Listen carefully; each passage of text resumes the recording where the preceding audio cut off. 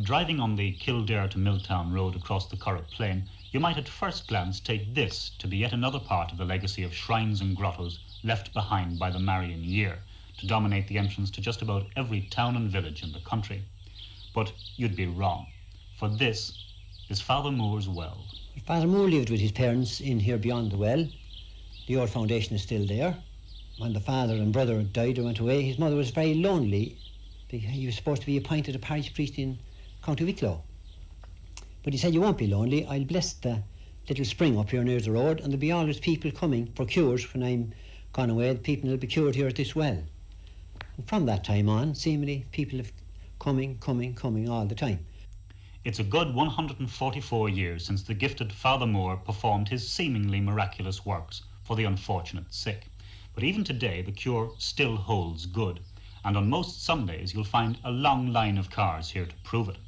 In fact, if local story is to be believed, even the grave has not prevented Father Moore from ministering directly to his flock. There was a boy came out from Kildare here one time, and he was born blind. The third time he came out here and said the traditional prayers and washed his eyes at the well, his sight came back, completely cured. That was way back in 1914. But a strange thing happened at that particular time. A clergyman came up from the old ruins back here and passed out by the well up towards the road.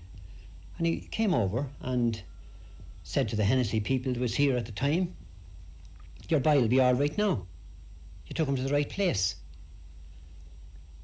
So on the way back across the Curragh, the father was wondering who the old clergyman was. Well, now to get back to some years before this thing happened, back in 1886, there was a parish priest in Kildare, Dr. Kavanagh was his name, and he was saying Mass one morning in the parish church when a marble angel, an ornamental angel, fell off the altar, hit him on the head, and poor Father Kavanagh died in about 20 minutes. That same morning, Father Staples was about to say Mass in the Carmelite church when a clergyman approached him and said, "Go down at once to the parish church. Dr. Kavanagh has met with a serious accident." So he goes down in a hurry down to the parish church, and he finds this thing after happening. This marble angel was after falling down and hitting Dr. Kavanagh on the head, and he was brought into the vestry. Father Staples attended him there till he died. Father Staples' worry was now, who was the clergyman that sent me down? He couldn't make it out. He couldn't remember any such clergyman that he knew, rather pale and old-time dress, until Mr. Hennessy told him of the clergyman that came up from the well here. And Father Staples got a bit excited then and said, "That's the very man. That's the very man that sent me down to attend the parish priest in Kildare." This presumably was Father Moore. He said it was surely Father Moore. It was Lord Walter Fitzgerald who over 50 years ago was able to record that the sticks and crutches stuck in the ground on the well's soft margin by the cured who no longer needed them fully attested to its curative powers. And in more recent times, local man Joe Ryan has seen some equally extraordinary sights. He cured everyone. It didn't matter what ailment or what disease you had. Cured everyone. And it's cured them at the present time. There's that woman there now there about a month ago. I was here and she told me that in the morning when she get up she had to be dressed. And at night she had to be stripped. She was in the town of Kildare and she was passing by here. And she come in here and said her prayers. I always said I couldn't tell you now, but she told me that before she got to her journeys in, she had full power of herself. She was sort of paralysed, no use of her arms. How did he leave this power behind him? Oh, that'd be the mystery to know that, you know. Well, sure, I suppose, being a real saint, you see, they left the power behind them. Because somebody asked him one time they'd okay to be very lonely if he was moved to a parish or if anything happened to him. He said there'd be thousands coming here when he'd be dead and gone. and so there is, for my time anyway, for the last 18 years. Any fine Sunday there, and you can count 17 and 19 and 20 cars, and they're coming and going constant. Is there a power in the water itself, or is it that... Oh, the power's in the water. So the people tell me that there's no specialists can give us good medicine, or to drink that water. So it's in the water, it is, and the prayer, of course. And do you take the water? Drink it. I drink it, well, I drink some days twice a day. Isn't that what has me alive?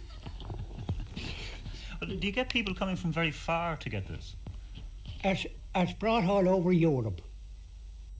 England and Scotland as use it as much nearly as in Ireland when they're coming over here. They bring over jars of it and bottles of it. Well, that's all very well today when the man is safely dead and buried. But in his own lifetime, his supernatural powers didn't meet with the same grateful approval. In fact, legend has it that so great had his faith in healing become that the local gentry reported him to the bishop as being a public scandal. Well, of course it was looked on this year until he proved the power, when he lit the candle through his breath. What was that? How did he do that? He put 3 candles on the table. And they were going to tell him to give up the life he was leading, or else he was going to be cut off from them. And he asked the bishop would he give him a privilege. And the privilege, the bishop asked him what was it. He said, "Will you give me a stole?" he says. "I have no objection to the bishop." He put 3 candles on the table and he got the stole from the bishop and he put it around his neck.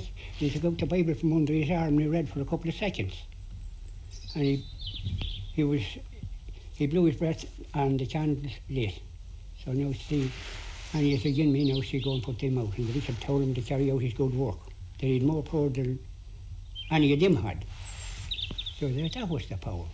They light 3 candles with your breath and fight any of them to put them out. Well, that was the power. How about his hat? It's supposed to have a curative power. The hat is below here in the cottage here on the side of the road. And it's supposed to be for headaches or any ailments about your head. This is Father Moore's hat, and we get a lot of people looking for it, especially on Sundays and Fridays. Well, Father Moore left it himself as for the relief for people that suffer from headaches or their sight or their hearing. How do you use the hat? What do you have to do? You put it on your head, kneel down, you say a few prayers. People generally say a prayer for Father Moore's mother and father. Did he leave particular instructions on how it was to be used? You know? Well, first, it wasn't to be charged for. There was no charge on it. We wouldn't make it for profit. And it'd take care of itself. It wasn't to be put in a box. We needn't bother brushing it or anything like that. It'd take care of itself. It would be in much better condition if people would leave it alone. As you see, it's being torn. Souvenir hunters tries to take pieces off it. At one time, we used to lay it outside, the people. And when they get it out, they tear it. But now we made a strict rule. If they want to come in for it, if not, they won't have it. It's a bit battered now. I mean, well, it would be, and I suppose we will again. We're that age, 144. I noticed there's a crutch at the grotto. How did that get there? Before this was renovated, I was out there haymaking, and there was a man there praying, and I was just talking to him. You see, and there's another time I passed by here, see if I come in to say a prayer. I was leaving man to see from Carberry, and he come in on 2 crutches to see 3 times, and he walked out of them the last time he was here, the 3rd time he was here. That's American, wasn't it?